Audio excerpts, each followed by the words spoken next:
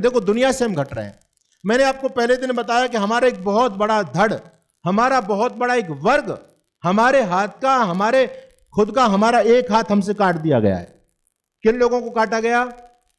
दलित जो कहलाते हैं, शूद्र जो कहलाते हैं, उनको जानबूझ करके आज वो आपके नहीं है, झूठी कहानियां शास्त्रों में डाल करके, झूठे प्रमाण शास्त्रों में डाल करके, और उनको अलग किया गया कि देखो सनातन धर्म में तुम्हारा सम्मान नहीं रहा। हालांकि ऐसा कभी भी नहीं है। जो लोग ये कहते हैं कि सनातन धर्म में हमेशा हमारे साथ छुआछूत रही है, प्राचीन में आप जाओगे कहीं भी कोई छुआछूत नहीं थी।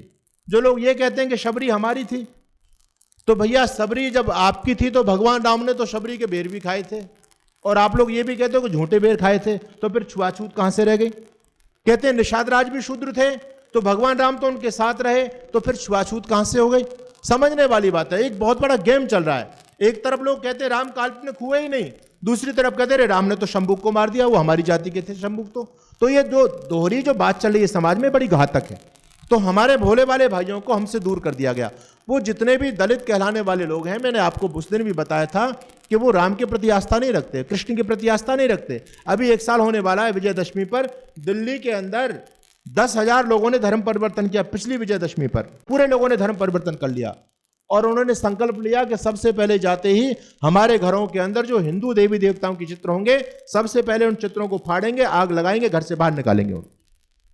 और ये बहुत बड़ा गेम चल रहा है। तो अपने भाइयों को उन्होंने हमसे दूर कर दिया। अब आप क्या करोगे? स्थितियां बदल रही हैं। मैंने आपको पहले बताया कि हम दिन प्रतिदिन कम हो रहे हैं। घट रहे नहीं घट रहे? बोलो जी। अरे दिन प्रतिदिन घट रहे नहीं घट रहे, आप 10 से 1 पर आ चुके हो भाई। पहले 10 बच्चे होते थे, आप 1 पर आ चुके हैं आज, है ना।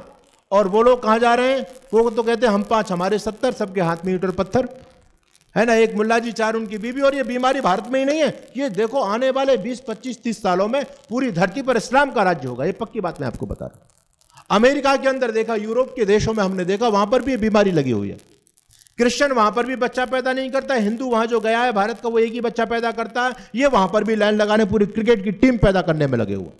इनका तो टारगेट यही है कि जल्दी से जल्दी अपनी आबादी बढ़ाई जाए और पूरी धरती को हरे रंग में रंग दिया जाए। जल्दी से जल्दी इस्लामिक राष्ट्र पूरी दुनिया को इस्लाम के रंग में रंग दिया जाए। इसके लिए सब लोग लगे हुए हैं। तो अब हमको करना क्या है? कुछ तो देखो निर्णय आपको करने पड़ेंगे। यदि आप लोग ऐसे ही बैठे रहेंगे, मैं बोल के चले जाऊं, आप सुन करके चले जाओ, तो इससे राष्ट्र धर्म बचने वाला है नहीं। कुछ काम करना पड़ेगा आपको। और पहला सूत्र, यदि आप अपने धर्म संस्कृति को बचाना चाहते हो, तो पहला सूत्र है रिश्ते बचाइए। रिश्ते बचाने का मतलब समझ गए आप लोग? हैं? आज हमारे रिश्ते नहीं बच रहे, राष्ट्र का क्या खाक बचाएंगे हम?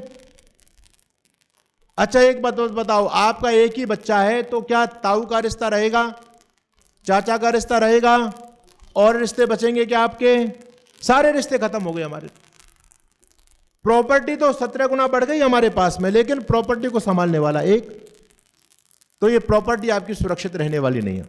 धर्म आपका बचने वाला नहीं है। एक ही बच्चा है, आप उसको IAS ऑफिसर बनाना चाहते हैं, इंजीनियर बनाना चाहते हैं, क्या आप पुलिस फौज में भेजना चाहते हो? अच्छा, पुलिस फौज में जब आपके बच्चे नहीं पहुंचेंगे, दाढ़ी वालों के पहुंचेंगे, तो क्या देश सुरक्षित रहेगा? अरे भाई, सीमाएं सुरक्षित नहीं रही, आप लोग सुरक्षित नहीं रहेंगे। ये तो पहले से इनका काम ही यही है, गद्दारी करने का। तो आने वाले समय में पुलिस फौज में सभी वही लोग आपको दिखाई देंगे। और दूसरी बात, आपके घर तो खाली हो रहे हैं, आपके बच्चे तो विदेशों में जा रहे हैं, और उनकी आबादी यहां बढ़ रही है, तो ये घर किनके काम आएंगे?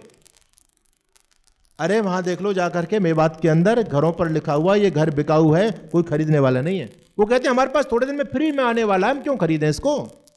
आप जाओगे कहां? आपकी तो जहां आबादी घटती है वहां से आप छोड़ के सुरक्षित स्थानों की तरफ भागते हो। लेकिन ये तो कैंसर पूरी दुनिया में फैला हुआ है, जाओगे कहां? कब तक सुरक्षित रहोगे? मानो आपकी कॉलोनी में ये लोग बढ़ गए, आप परेशान हो गए, आपने कॉलोनी छोड़ दी, आप सोनीपत की जगह पानीपत चले गए। आपने सोचा यहां तो हमारी आबादी ठीक है, आराम से जी लेंगे। अरे 10-15 साल में वहां पर भी ये बीमारी पैदा हो जाएगी, फिर वहां से भी आप भगोगे। तो कब तक हम भगते रहेंगे? सोचिए, कब तक भगेंगे हम? ये भगना कोई ऑप्शन नहीं है, ठोस समाधान होना चाहिए। तो कहता हूं रिश्ते बचाइए, परिवार बढ़ाइए। अगर हमारे परिवार बढ़ेंगे तो आप सुरक्षित हैं, आपकी संतति सुरक्षित है, आपकी संस्कृति सुरक्षित है। निर्णय कीजिए कि एक बच्चा राष्ट्र के लिए होना ही चाहिए हमारा।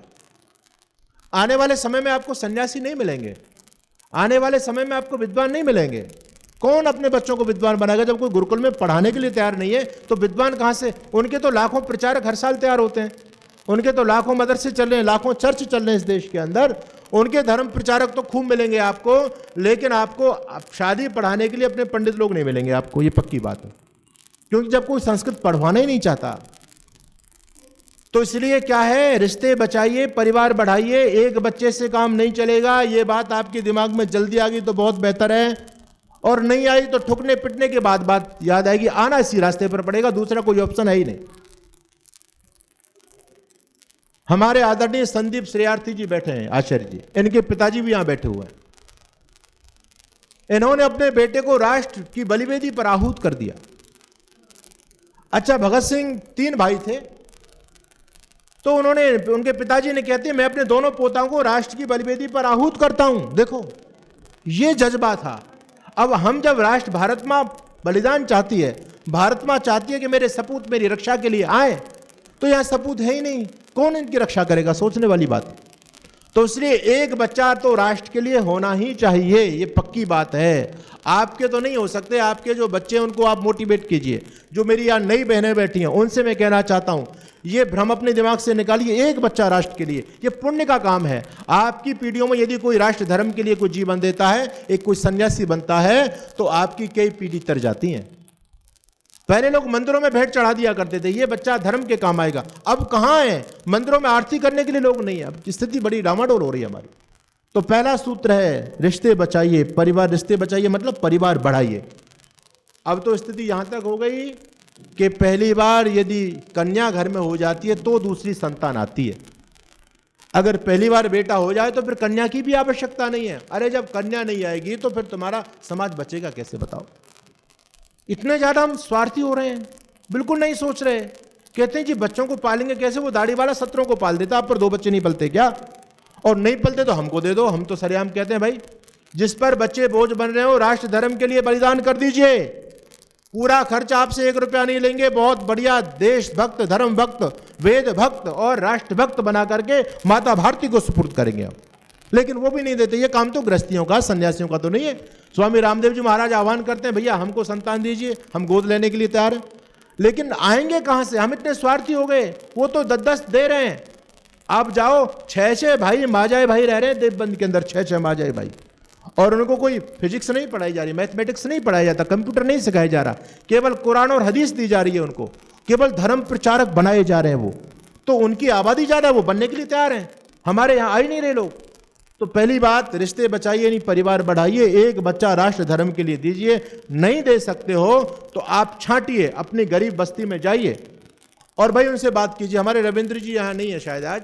रविंद्र जी बहुत अच्छे अपने प्रचारक हैं, है ना। उन्होंने भी संदीप जी के पिताजी से कहा कि मुझे एक बच्चा दे दो आप राष्ट्र के लिए। तो देखो आज समाज का काम कर रहे हैं, तो ये काम हम क्यों नहीं कर सकते? सोचने वाली बात। थोड़ा सा अपने स्वार्थ से बाहर निकल करके जाओ, तब धर्म बचेगा। मैंने देखा, मैं जब बस में यात्रा करता था तो मैंने देखा एक व्यक्ति मेरे पास बाइबल लेकर के आया। उसने जबरदस्ती मुझे देने का प्रयास किया। मैंने कहा भैया मुझे नहीं चाहिए, तुम अपनी खैरात अपने पास रखो, मुझे मत दो। बोले नहीं नहीं, यहाँ पर एक ले जाओ ले जाओ। मैंने कहा क्या फायदा, मैं इसको पढ़ूंगा ही नहीं। बोले आप ना भी पढ़ो फिर भी अपने घर में रख देना, ले जाओ इसको। वो कितना बुद्धिमान व्यक्ति है। वो चाहता है कि यदि बाइबल इसके घर में पहुंच गई तो आज ना कल, कोई ना पीढ़ियों के बाद कोई ना कोई तो उस बाइबल को उठा करके देखे। मेरा काम हो गया। यदि एक व्यक्ति ने बाइबल पढ़ ली तो उसका तो बाइबल देने का फायदा हो गया। मैंने दूसरे लोगों को देखा, एक आसाराम जी का भक्त मुझे मिल गया। मैंने कहा भाई आप बुढ़ापे में परेशान हो रहे हो, आपको कुछ सैलरी मिलती है क्या? बोले नहीं मिलती। क्यों कर रहे हो? बोले बाबा जी की सेवा में लगे हुए हैं। राम रहीम वाला मिल गया, वो कहता बाबा जी की सेवा। रामपाल वाले तो नेपाल में भी गया, वहां भी फैल गए पूरी तरह से रामपाल वाले। उनको भी एक पैसा नहीं मिलता। उनसे पूछो भाई तुम ये क्यों पसीना बहा रहे हो गर्मी में? कहते हैं कुछ नहीं, बाबा जी की सेवा है। अच्छा, ये सारे अपने बाबाओं की सेवा में लग रहे हैं, हमारे बाबा वाले कहां चले गए भाई? हमारे बाबा वाले तो 2 घंटे सत्संग में नहीं आ सकते। सत्संग यदि थोड़ा सा 10 मिनट आगे बढ़ गया तो कुर्सियों तो उठना शुरू हो जाता है। मंत्री प्रधान बाद में धन्यवाद देते हैं कि जी आप धन्यवाद आप आए। अरे किस बात का धन्यवाद? ये समाज हमारा नहीं है क्या? ये राष्ट्र हमारा नहीं है? राष्ट्र को बचाना नहीं है क्या हमको? हमारे यहाँ जब कोई सत्संग में आता है तो माता जी धन्यवाद देंगे, आचार्य जी धन्यवाद देंगे। अरे धन्यवाद का क्या काम भाई? हमारा दायित्व नहीं होता? सामाजिक कर्तव्य हमारा नहीं है? जब 7 समुद्र पार से आकर के ईसाई इस देश में पूरा जीवन दे सकते हैं अपने धर्म के लिए, मुसलमान पूरा जीवन दे सकते हैं धर्म के लिए, हम 4 घंटा देने के लिए तैयार नहीं। निर्णय कीजिए, कम से कम 1 घंटा प्रतिदिन होना चाहिए, आपका प्रतिदिन होना चाहिए, आप समाज के लिए दीजिए। और मैं कहता हूं 1 घंटे का नियम बना लो, आप आर्य समाज में ना भी आओ, 1 घंटा आप समाज के लिए उसको कह लो या अपने लिए कह लो, 1 घंटा स्वाध्याय में दीजिए। अभी हमारे जीवन में कोई उत्साह नहीं आ पा रहा है। क्यों नहीं आ पा रहा है? हमारा स्वाध्याय से संबंध ही खत्म हो गया। 1 घंटे का नियमित नियम बनाओ कि 1 घंटा, 24 घंटे में 1 घंटे मांग रहा हूं, और निकाल के देखो, फिर देखो आपके अंदर क्या क्रांति उबाल लेगी। जबरदस्त आप काम करने के लिए तैयार हो जाओगे। 24 घंटे में 1 घंटा लीजिए। आप ऋषिकृत ग्रंथों को ले लो, आप व्यवहार भानु को ले लो, आर्योद्देश्य रत्नमाला को ले लो, सत्यार्थ प्रकाश को ले लो, ऋग्वेद आदि भाष्य भूमिका को ले लो। 7 दिन तक आप इसकी रीडिंग करके आइएगा, है ना। और 8वें दिन, जब 7वें दिन सत्संग में आओ, तो जब आप 7 दिन तक स्टडी करने के बाद आओगे, है ना, 8वें दिन सत्संग में, तो आपके अंदर अलग ही फीलिंग होगी। आपको पता लगेगा कि हाँ, मेरे पास कुछ है, मैं समाज को दे सकता हूं। जब हम लेने का प्रयास नहीं करते तो समाज को क्या देंगे? तो थोड़ा समय आपको निकालना पड़ेगा ये काम करने की है। देखो, ईसाई मिशनरियों की महिलाएं घूम रही हैं, ब्रह्मा कुमारी की महिलाएं घूम रही हैं, पूरे धर्म सत्यानाश कर रहे हैं वो लोग। वो भी कम दुश्मन नहीं है, वो भी कह रहे हैं आबादी मत बढ़ाओ, बच्चे पैदा मत करो। ये भी और बेवकूफ़ी के मत समाज में आ गए, सारे रिश्ते उन्होंने खराब कर दिए, वेद विरुद्ध सारी मान्यताएं घूम रही हैं। लेकिन वो जिनके पास कुछ सौदा ही नहीं है वो समाज में प्रभावी हो रही हैं, और जिनके पास सब कुछ है वो अपने घर में बंद होकर के बैठे। याद रखना, दुष्टों की दुष्टता से राष्ट्र की इतनी हानि नहीं हुई है जितनी सज्जनों की निष्क्रियता से हुई है। हम लोग कुछ करना नहीं चाहते, दुष्ट लोग घूम रहे हैं चारों तरफ। तो आप लोगों को समाज के लिए निकलना पड़ेगा। माता जी निकलती हैं, देखो, कहती हैं हम घर घर जाके यज्ञ कराते हैं। आचार्य संदीप जी निकले हुए हैं, घर घर जाकर के यज्ञ करा रहे हैं, उनका साथ दीजिए आप लोग। दूसरी बात कहना चाहता हूं, तो पहला सूत्र है रिश्ते बचाइए, दूसरा सूत्र है व्यापार बचाइए। व्यापार बचाने का मतलब समझ गए? है तो बहुत काम कठिन, लेकिन करना पड़ेगा। आज ज्यादातर सारे धंधों पर उन्हीं का आधिपत्य हो चुका है। अगर वो हड़ताल कर दें 2 दिन, तो आप तो फुटपाथ पे आ जाओगे, सब्जी आपको नहीं मिलेगी, कुछ भी सामान आपको मिलने वाला नहीं है। पानीपत के अंदर जब कार्यक्रम हुआ तो हमने लगभग वहां पर 150 नहीं, लगभग 29 लोगों को सम्मान किया, और वहां उन लोगों को सम्मान किया गया जिन्होंने आज जो बाल बनाने की दुकान खोली है। आपको तो कोई हिंदू नाई भी नहीं मिल रहा है आज, है ना। सब जगह जाकर के वहीं जा रहे हैं, पूरा धन आपका वहीं जा रहा है, वो आपका धन आपकी गर्दन काटने के काम आने वाला है। तो प्रयास हमारा यह होना चाहिए कि हम प्रमोट करें तो अपने भाई को, चाहे आपको 2 पैसा महंगा लेना पड़ जाए, लेकिन वो ठीक है। आप अपना 2 पैसा बचाने के लिए जाओगे ना, तो जो भी पैसा बचा के रख रहे हो, ये पैसा सब उन्हीं का हो जाएगा, और आपको शुद्ध चीज मिलेगी, अच्छी चीज मिलेगी। वो तो पता नहीं कब थूक की चीज आपको खिला दे, कब मूत की चीज आपको पिला दे, पता ही नहीं चलेगा आपको। तो व्यापार बचाइए, प्रयास ये करो। और देखो, ध्यान रखो, कभी भी जहां तक आपको ध्यान हो, अपने व्यापार उद्योग धंधे में कभी उस व्यक्ति को मत रख लेना, शांति दूतों को मत रख लेना कभी। मेरे पास इतने परिवारों की लिस्ट है, परिवार समाप्त हो गए, किराएदार बनकर के घुसे थे, मालिक बन गए आज वो। 7 करोड़ की प्रॉपर्टी का मालिक बन गया। एक दुकान किराए पर ली थी, उन्हीं का सेठ जी जो हिंदू थे, उनका एक ही बच्चा था, वो बाहर रहता था, वो दोनों वृद्ध थे, और उसकी पत्नी वहां रहती थी। तो वो बहुत प्रॉपर्टी वाला व्यक्ति था, बाहर बिजनेस करता है, कभी कभी घर आता है। ये तो इनका एक ही टारगेट है कि जैसे तैसे हिंदुओं के घर में प्रवेश करना है, और प्रवेश का एक बहाना होता है, दुकान किराए पे ले लिया, कुछ काम किराए पे ले लिया। टारगेट है कि हिंदुओं की जो महिलाएं, उनको टारगेट करो। उस जो लड़का बाहर रहता तो उसकी पत्नी के साथ में अपनी मित्रता स्थापित की, धीरे धीरे संबंध बने, और इतने प्रगाढ़ संबंध बन गए कि दोनों ने एक साथ रहने का पूरा विचार बनाया। और जब उसका जो पति आता था, तो उसने धीरे धीरे क्या किया, अपने पति को ही जहर दे दिया, और पति को एक बड़े रहस्यमय तरीके से निपटा दिया, खत्म कर दिया। अच्छा, पति मरने के बाद प्रॉपर्टी सारी उसी के नाम आ गई, और फिर उसने उसी से शांतिदूत से शादी कर ली। वो तो पहले से ही गेम था। धीरे धीरे माता पिता को भी लगा दिया गया ठिकाने, काम तमाम, पूरी प्रॉपर्टी उनकी। कभी भी घर में कोई कमरा, कोई दुकान इनको भूल से भी किराए पर मत दे देना। और मैं आपको बता रहा हूं, बेटियां या नहीं, अपनी बेटियों को बता देना, कभी भी किसी फातिमा की फ्रेंड लिस्ट में आ गई तो आपके पूरे जीवन को तबाह कर जाएंगे वो। उनका तो एक गेम है, षड्यंत्र है। एक मुसलमान लड़की पहले मित्रता स्थापित करने का नाटक करेगी, बहुत भोली भाली बनेगी, जब आप उसके चंगुल में फंस जाओगे मित्रता हो जाएगी, धीरे धीरे फिर आपकी मित्रता लड़कों के लिए ट्रांसफर कर देगी, फिर आपको लव जिहाद में घुसा देगी। तो कभी भी अपने बच्चों को बताओ कि कभी भी किसी मुसलमान के संपर्क में मत आ जाओ, अपने घर में स्थान मत दे देना, प्रयास करो उनसे कोई चीज नहीं खरीदनी पड़े। इतना काम तो कर सकते हो भाई, ये सारी ठेकेदारी हमारी और सरकार की थोड़ी है, आप लोगों की भी तो सबकी है। सरकार अपना काम करेगी, हम अपना काम करेंगे, आप अपना काम करो, बात बन जाएगी, चिंता क्यों करते हो। और तीसरी बात मैं आपको बताना चाहता हूं, पहला सूत्र क्या था, रिश्ते बचाइए, दूसरा सूत्र है व्यापार बचाइए, तीसरा सूत्र है गले लगाइए। किनको गले लगाना है? हाँ, दीनहीन, जिनको वो आज टारगेट कर रहे हैं, हमने जिनको दुत्कार दिया था, उन्होंने उनको तत्काल गले लगा लिया अपने, और गले लगा करके अब उनकी ताकत बढ़ गई, वो आपके पास आने के लिए तैयार नहीं है। आपने मंदिर में नहीं चढ़ने दिया, आपने अपने साथ सिराने पर नहीं बैठने दिया, आपने चौपाल पर नहीं चढ़ने दिया, आपने घर में नहीं चढ़ने दिया। यदि वो आपको भूल से स्पर्श हो जाता था, आप गंगा जल मार करके बोले शूद्र ने मुझे छू लिया, अरे मैं तो अपवित्र हो गया, गंगा जल मार करके आप पवित्र होते थे, वो धीरे धीरे आपने दुत्कारे, उन लोगों ने गले लगा लिया, सब उनमें मिल गए। आपकी बहुत बड़ी शक्ति आपके हाथ से जा चुकी है। आपके पास तो वोट बैंक वैसे ही नहीं है, और जो वोट बैंक जिनके पास में वो उनसे मिल गए, तो आपका क्या होगा सोचो। तो हम क्या कर सकते हैं, गले लगाइए अपने जो वंचित भाई हैं, है ना, जो शूद्र कहते हैं, जिनको समाज से दुत्कारा गया, हालांकि अब उनके दिमाग में जहर डाल दिया गया है, बहुत बड़ा षड्यंत्र चल रहा है। अब तो जो ईसाई बन रहे हैं उनसे कहा जा रहा है कि तुम हिंदुओं के हाथ का पानी भी मत पी लेना, उनकी कोई चीज मत ले लेना, क्योंकि उनको पता है कि हिंदू थोड़ा जागरूक हो गया, जो थोड़ा पैसा दे करके, धन दे करके हम इनको कन्वर्ट करते थे, अब हिंदुओं में भी थोड़ा सा उदारता आ गई है, तो हिंदू उनको बहका ना ले। इसलिए उन भाइयों को ये संकल्प दिलवाया जाता है चर्च के अंदर कि कोई भी जो क्रिश्चियन बन गया है वो हिंदू का घर का एक गिलास पानी भी नहीं पिएगा, आपसे प्रसाद भी नहीं लेगा वो। लेकिन प्रयास करो, जो लोग उनके जंजाल में नहीं फंस पाए हैं उनको गले लगाओ। आपके पास दीपावली का अवसर आता है तो भैया एक डिब्बा गरीब बस्ती में पहुंच जाए, छांट लो। आप एक परिवार को गोद ले लीजिए, आपके पास कोई अभाव नहीं है, खूब पैसे वाले लोग बैठे हैं, और इस पैसे का होगा क्या भाई, जो राष्ट्र के काम नहीं आया तो विधर्मी मौज करेंगे, इस पर कितना भी कमा लो।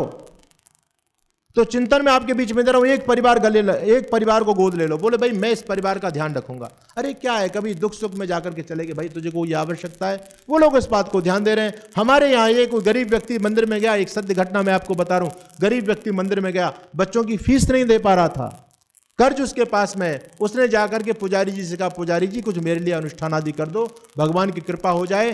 पुजारी कहते हैं पहले प्रसाद चढ़ा, वो कहता है मेरे पे प्रसाद के पैसा नहीं, बोले भाग यहाँ से, चल तेरे पास पैसा नहीं, आ गया यहाँ, भाग यहाँ से। पुजारी ने उसको भगा दिया, अब कहाँ जाए, बड़ा परेशान था। एक दिन उसको एक फादर मिल गया, जिस व्यक्ति ने क्रिश्चियनिटी की शपथ ले ली थी, वो व्यक्ति मिला, कन्वर्ट व्यक्ति मिला, और उसने कहा भाई तू बड़ा परेशान है, बोले जी ऐसी स्थिति है, बच्चों का नाम कटने वाला है स्कूल से, फीस नहीं, मेरे पास रोजगार नहीं, मैं क्या करूं।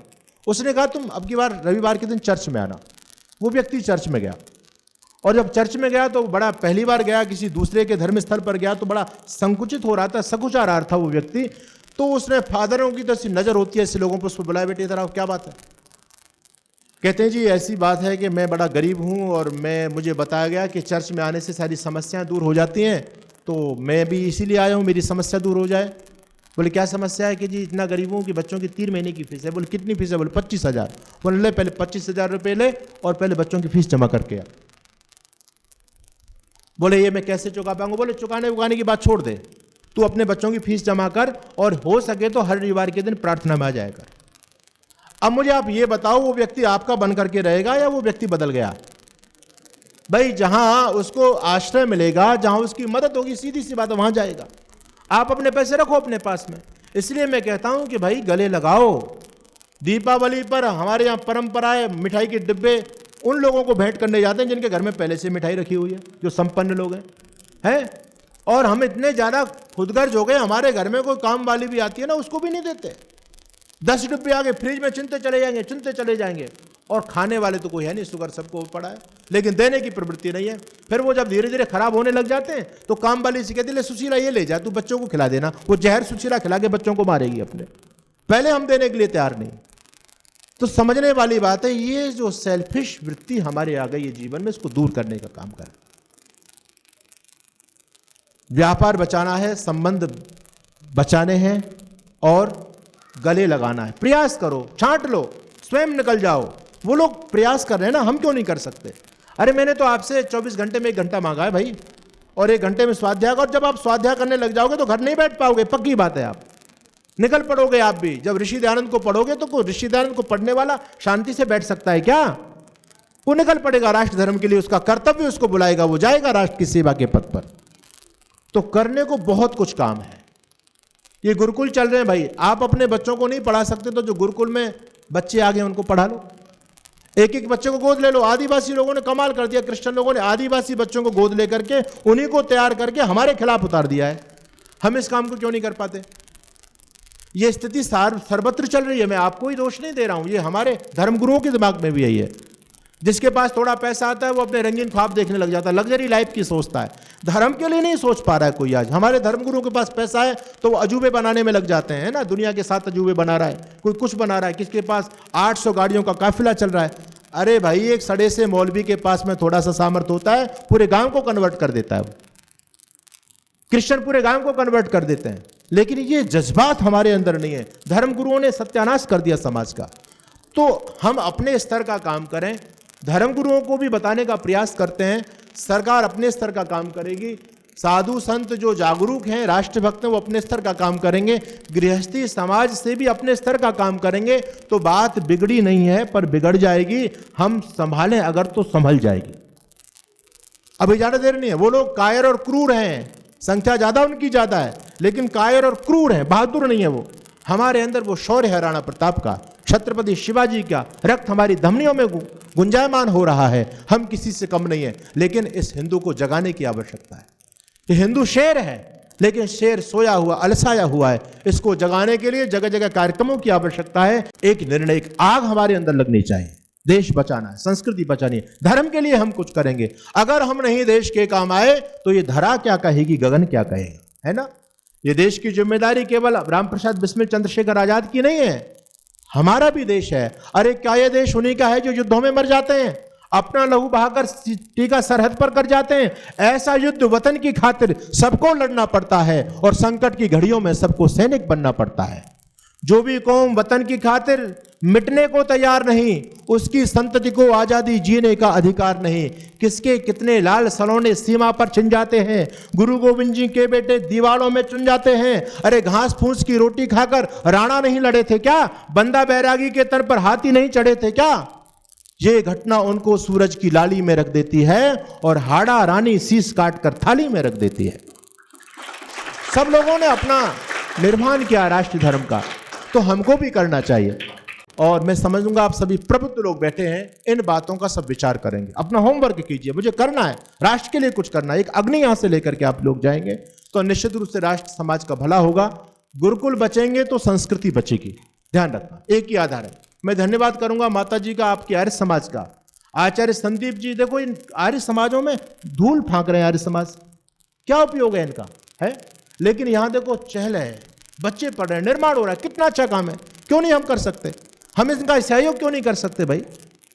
तो आर्य समाज है, वहां पर ताले लगे, आपस की राजनीति चल रही है। अरे भाई खोल दो इनके दरबार सबके लिए। समाज में जिनको वंचित मान करके लोग बड़े बड़े मठाधीश अपने आश्रमों में, मंदिरों में नहीं जाने जा रहे, उनको चढ़ने दे रहे हैं, तुम्हारे आर्य समाज के दरवाजे खुले होने चाहिए। उनके हाथ पकड़ पकड़ कर लाओ, चलो भाई, कौन कहता है कि सनातन धर्म में तुम्हारा सम्मान नहीं है? हमारे मंदिर में चलो, देखो आप आज आपको यजमान बनाएंगे। संपर्क करो उनसे भाई, उनको हाथ पकड़ कर लेकर के आओ, गुरुकुल चलाओ, समाज बचेगी, संपत्ति बचेगी, राष्ट्र बचेगी। 100 से अधिक देशों में देखा जाने वाला, सर्वाधिक लोकप्रिय और सबसे अधिक फॉलोअर्स के साथ पूरी दुनिया में आर्य समाज के विचारों का प्रचार करने वाला एकमात्र चैनल वैदिक प्रचार।